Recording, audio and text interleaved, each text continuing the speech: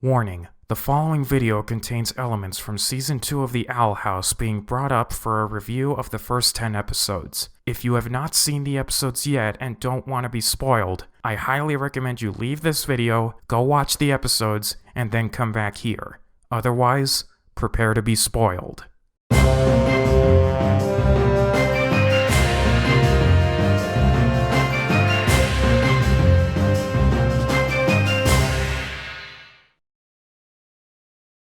Hey there everyone, it's me, KGrove94, and ladies and gentlemen, the first half of Season 2 of The Owl House is now complete. When this season rolled around earlier this year, I became very excited to see what was about to go down. As you may already know by now, I love The Owl House. Out of all the cartoons that premiered last year in 2020, this one was my favorite, and it was a huge silver lining for what was otherwise an awful year to endure. If you've seen my previous two videos about the show, one being an analysis on the season intro, and the other being an analysis on the trailer, you'll remember that I took a moment to thank Dana Terrace and the crew for working their hardest to keep the show going throughout the madness of last year. I couldn't stress enough how much it meant to see the show carry on and give us more episodes that have stood a test of time. Well now, with the first half of Season 2 complete, I'm even more thankful for their hard work, because holy cow, these new episodes truly were something. Starting off in June 12th, 2021, with the episode Separate Tides, the season kicked off on a strong note with an episode focused on the continuation of elements carried on from Season 1's climax. Ranging from Luce now having to deal with the fact that she's stuck on the Boiling Isles without an easy way to get home, or get in touch with her mother Camilla, and how Ida and Lilith are now living together and with half of the curse put upon both of them. Even before this episode aired, I had a very strong feeling that the elements from Season 1's climax were going to play a strong part in this beginning. And it definitely shows with how Luce is beating herself down for what happened, with moments in which she considers herself a burden in Ida's life, and is struggling to help make loose ends meet so that Ida can still look after her, since Ida's no longer as magically powerful as she once was. Thankfully, Ida does not think less of Luce in the slightest, with one scene showing her say to Luce that she's happy to have Luce in her life, since she's done a lot for her and King, and how she got her talking with Lilith again. It's a very sweet moment that once again shows how maternal Ida's come to be with Luce, and how strong their relationship has become at this point, which is something I was very happy to see with this episode. And given all the other fun things, like Lilith's own character development and how she formed a surprising friendship with Hootie, along with the masked spy from the intro being introduced as Hunter the Golden Guard, this was a great start. But with what followed next, this was just the tip of the iceberg. What followed afterwards was a multitude of episodes that not only served as fun adventures for Luce and company, but also served as good character development episodes with a lot going with them. Whether they added some world-building elements, introduced more new characters, gave us some new story arcs to follow, added on to Luce's arc of trying to return home to the human world, or served as cliffhangers for something big that would likely go down in the future. When it came to world building and introducing new characters, there was a lot to take in, such as the new locations around the Boiling Isles, like Eclipse Lake, the uncharted island where King was born, and the Latissa Market, to name a few. This helped flesh out the Boiling Isles more, giving us new locations that helped expand on this world, while at the same time giving us more moments of character growth. Because many of these adventures offered chances for the characters to learn more about themselves, or show how far they'll go in the name of caring for others. The former is especially made manifest with King and his backstory. I already said that this was something I was eager to see more of, but King trying to learn more about his backstory was an engaging element that showed there was more to King than him just simply being a comic relief. Now he's presented as someone who's starting to gain a better understanding of how he came to be, while also coming to appreciate Ida and how much she's done for him over the years. Even to the point of legally changing his last name to Clawthorn, which sends Ida into an emotional mess, but in a sweet way. That, however, also adds on another element in which we may see more of in the next half of the season. Who is King's father? I know we got to see brief moments of him in some of the episodes like Ida's Requiem and Knock Knock Knockin' on Hootie's Door, but it would be nice if we got to see him again in a later episode. How he'll get along with King, Luce, Ida, and Hootie is a mystery, but it's all the more reason to hope he comes back again in the future. Speaking of new characters, this season introduced us to a wide variety of characters who've made their mark on us Owl House fans in various ways. You have Gwendolyn Clawthorne, Ida and Lilith's mother, who did indeed turn out to be the elderly witch we saw in the trailer, who came off as well-meaning and motherly, Odalia and Alador Blight, Amity's parents, who turned out to be just as despicable and abusive as we thought they'd be, well, specifically Odalia, since Alador turned out to be not as into Odalia's practices and intentions revolving around Luce and company, Rain Whispers, the head of the Bard Coven, who was once Ida's boyfriend and is said to be Disney's first non-binary character, and finally, the most interesting and complex character introduced in this season, Hunter the Golden Guard. Known to be Emperor Belos' nephew and right-hand man, this guy made his season debut in Separate Tides, where he showed himself off as an egotistical and determined fighter with a laid-back goofball side to his personality that immediately made him an interesting new character to me. As the season would carry on, though, we'd learn more about this guy. In addition to having some goofy tendencies, there's also the fact that Hunter strives for recognition and perfection, especially when it comes to keeping his position as Belos' right-hand man intact. This leads to plenty of conflicts between him and Luce, or anyone associated with Luce, but it also makes certain others in the Emperor's Coven fueled with jealousy and envy. This is especially the case when Kikimora is involved in these adventures. Here we see her as more than just a loyal servant to Belos. Now she's also someone who's after Hunter's position and will resort to killing him if she gets the chance. That's pretty dark of her, and it makes her brief appearance in the season intro make more sense. No longer is she portrayed primarily as a composed, loyal follower to Belos. Now she's seen as someone who's after a position of power herself, and will go to any lengths to acquire it, even if it means going after Hunter. But in addition to this, there's also the fact that Hunter's relationship with Belos may not be as genuine as it could be at first glance. There are hints that Belos is very manipulative and abusive towards Hunter, which could explain Hunter's determination to prove himself to his uncle. Add into the fact that Kikimora is out to get him for his position, and this situation that Hunter's in is not as swell as he thinks. What complicates this more is that he's been shown some sympathy and mercy from Luce and Amity on separate occasions. The former works alongside Hunter in hunting Palisman to retrieve the stolen Palisman, and the latter works with Hunter to get the Titan's blood to cure Luce from the common mold in Eclipse Lake. In both instances, Hunter turns against them both when he gets what he wants. But even with this, both girls learn about Hunter and his troubles and offer their sympathy towards him, with Amity even comparing Hunter's competitive determination to get Belos' approval to how she acted in the beginning of Season 1. Put all this together, and you've got yourself a very complex and complicated character that is proving to leave quite an interesting impact on this season. Will he reform in the next half of the season? Will he turn into a tragic villain who denies every opportunity to turn over a new leaf? Will he perform a sacrifice of sorts to help the heroes or villains? Only time will tell. But Season 2 so far has not just been about the new characters whom we get to meet for the first time. Our favorites from Season 1 are back for more action, and they go through quite a lot themselves. Luce is now on a mission to find her way back to Camilla, Ida is learning to deal with the curse, Lilith has reformed and is trying to earn everyone's trust, and King is now curious about his origins and newfound powers. Alongside them are supporting characters whom we've already met too, like Willow and Gus. While these two aren't as prominently featured in the season compared to the main crew, they still get moments of glory here and there.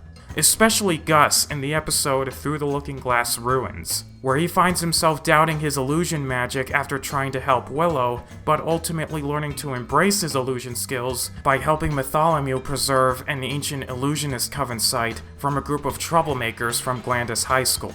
On a side note, something else that I appreciate was how Disney kept the original voice of Gus for this season, and finding a way to explain why his voice is noticeably deeper here when compared to Season 1. In this case, Gus says in the episode Escaping Expulsion that he's gone through quote-unquote witch puberty. And given how his voice actor Isaac Ryan Brown was growing himself and his voice was getting deeper and deeper throughout Season 1's progress, I felt this was a nice way of compensating for the deeper voice and to keep Brown involved in the show. So huge kudos to Disney for this. If there's something about the characters that I have to nitpick about though, it would have to be how some could have been handled more in the episodes.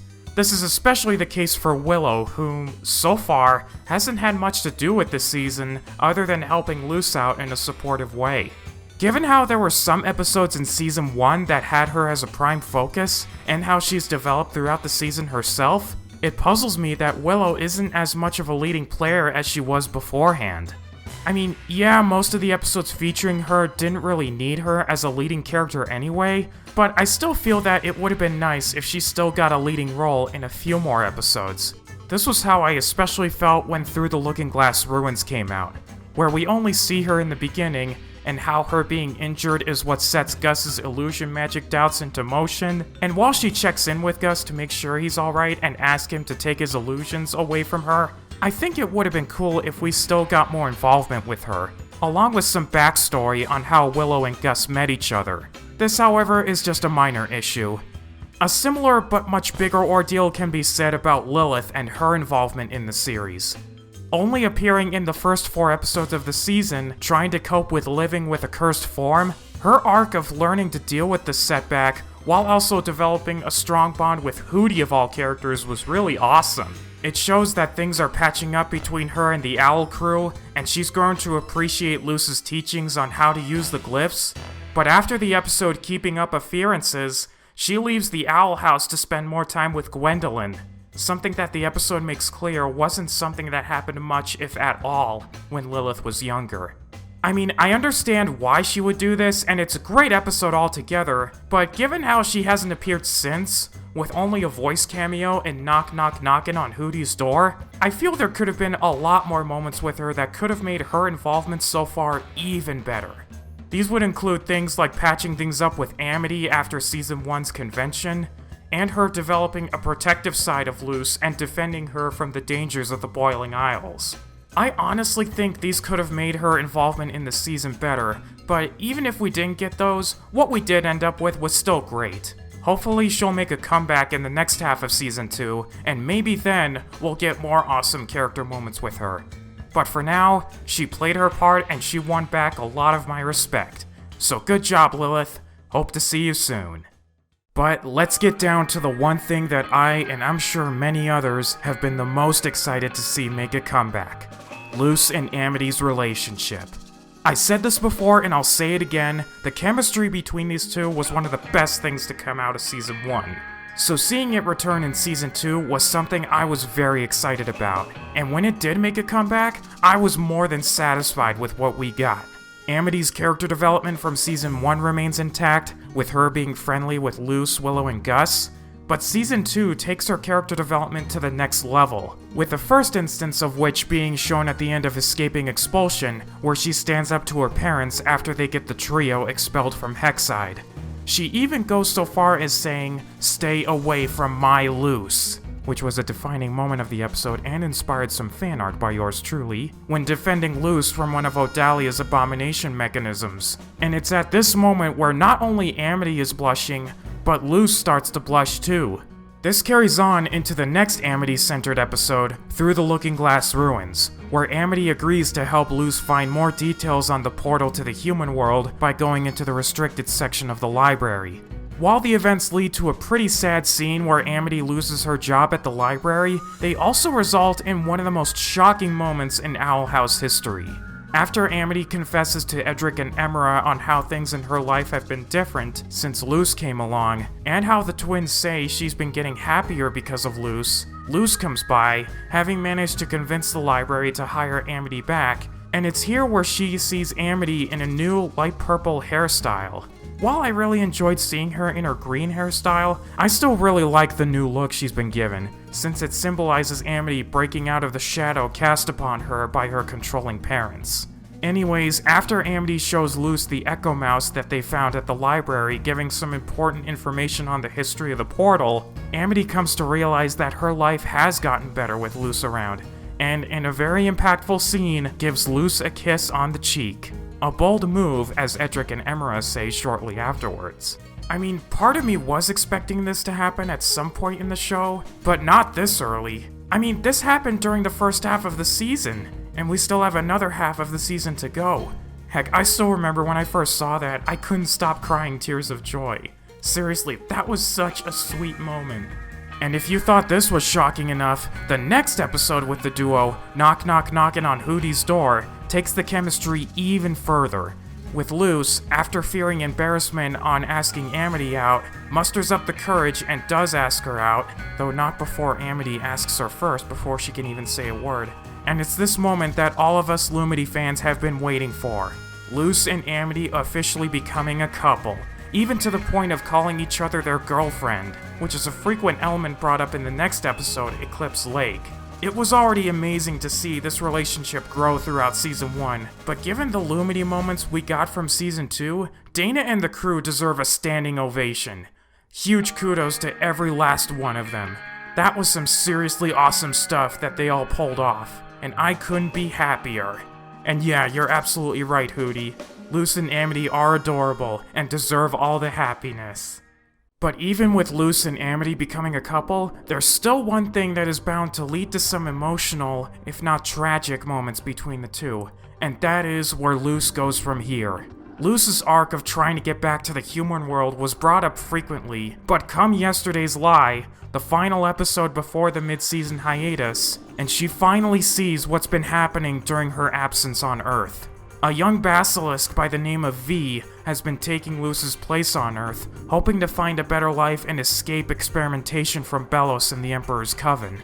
In doing so, she came across Camilla, and after going through summer camp, she's been staying with Camilla ever since. This was foreshadowed at the end of Keeping Up Appearances when we saw a Luce doppelganger shrouded in shadows and giving Camilla a box of tissues, and that can also explain the mysterious letters that we got to see at the end of Enchanting Gromfright. But when yesterday's lie came around, that's when everything changed, because V's actions weren't done out of malicious intent, but for the desire for a new, happier life. This episode also serves as the moment where Camilla finally learns about all that's been happening with Luce, and after the duo manage to rescue V from a museum curator, Camilla breaks down in tears over Luce being stuck in the demon realm, and having chosen to stay there. Luce tries to reassure Camilla that her choice of staying on the Boiling Isles had nothing to do with her at all, but as she's being pulled away back to said isles, Camilla makes Luce promise that once she finds her way back home, she'll stay, to which Luce reluctantly agrees. It's a heartbreaking conclusion to the episode, and since it's the last episode before the mid-season hiatus, that's only adding on to the worry that we fans are going to have to cope with until the next set of episodes air. I mean, is Luce really going to make good her promise about staying on Earth when she returns? Is she going to change her mind and stay on the Boiling Isles instead, therefore leaving Camilla behind? Is something else going to happen that will throw everything out of balance? And if she does go back to Earth, would this mean she'll never see her loved ones on the Boiling Isles ever again? I mean, Luce has Ida, her surrogate witch mother, King, who's made no secret his fondness of her, Hootie, the house demon that brought her and Amity together, Willow and Gus, her two best friends from school, and most importantly of all, Amity, her newfound girlfriend whose life has changed for the better because of her. If Luce does stick with her promise to remain on Earth, then that's going to lead to some extremely sad scenes. All of these individuals have had improvements in their life because of Luce, so to see her have to say goodbye forever is going to be really hard to get through. Of course, they still have to deal with Belos and what he's going to do for his Day of Unity, but I pray, fingers crossed and with the cherry on top, that once Belos is taken care of, Luce doesn't have to say goodbye to her Boiling Isles family forever, and that some sort of compromise is set in motion. I don't know how this will go down, nor do I know what will happen once this season comes to its end, but this is something I'm excited but also extremely nervous about seeing how it'll go down. Or as Pinkie Pie once said, I'm so nervous-sighted. But even if this episode was heartbreaking and emotional, there's no denying that it helped add on to what I feel was an amazing first half of a great season. The first half of Season 2 of The Owl House was amazing to watch from start to finish, and much like Season 1 before it, it has become a huge highlight of the year for me. With the pandemic still being an annoying problem and how we're struggling to take the right steps in getting out of this sticky situation, this show has once again helped me in getting through these difficult times, but has also proven itself to be a very fun ride. Solid storytelling, great representation, awesome world building and lore, strong characterizations and character chemistry. This first half of the season was something that I loved staying tuned for, and hopefully the next half of Season 2, whenever it comes out, can do the same. If I had to give a rating to the first half, I'd give it a 9.5 out of 10.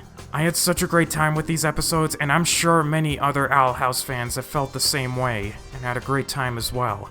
To all of my fellow fans who've stayed tuned for this series, we've reached the middle of the season, and now the mid-season hiatus has begun. Given how this season played out, waiting for the next batch of episodes won't be easy, but if we could survive waiting in between the two seasons, we can certainly make it through this wait in between Season 2 episodes. Stay strong, everyone. We can do this. We got this.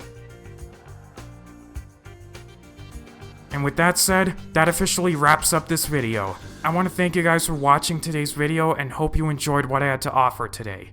Until next time, this is KGrove94, signing off. Take care, everyone.